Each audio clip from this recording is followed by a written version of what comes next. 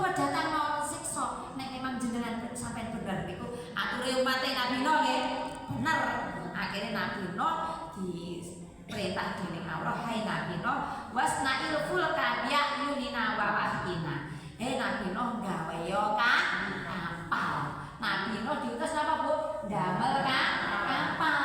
Lah waktu damel kapal itu nggih wonten umat niku sing ngelolokne. Wa kullu ma maro alaina malaan. Nabi Nuh, ngopo sampai kok gawe kapal? Wong ora enek udan, ora enek banjir kok gawe kapal. Dilokne ngoten nggih Bu. Dan terbuat niku dari kayu jati. Panjangnya niku 1.200 hektar. Hektar kanane napa meter ngoten nggih Bu.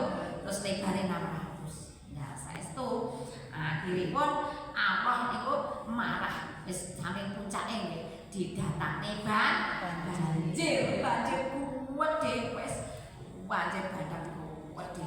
Lah anake Nabi Nuh sing namanya sinten Yan'an apa Yan'an niku mboten purun taatnya. Ngoten lho. Terus akhirnya Nabi Nuh menyuruh sedaya umat sing taat 80 tahun naik apa bukan kapal. Terus hewan-hewan kapal itu ada 3 tingkat. Tingkat pertama itu burung, tingkat kedua hewan, tingkat ketiga manusia.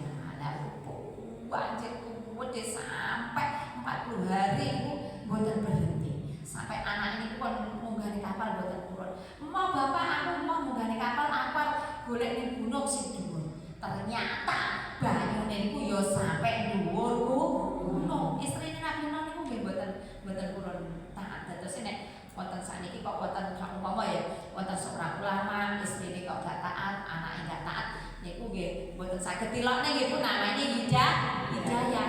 Kok atus Nabi sinten wae Nabi istrine niku mboten purun taat, anake setunggal nggih mboten purun taat. Terus anake sing kalih purun taat yang satunya mboten purun.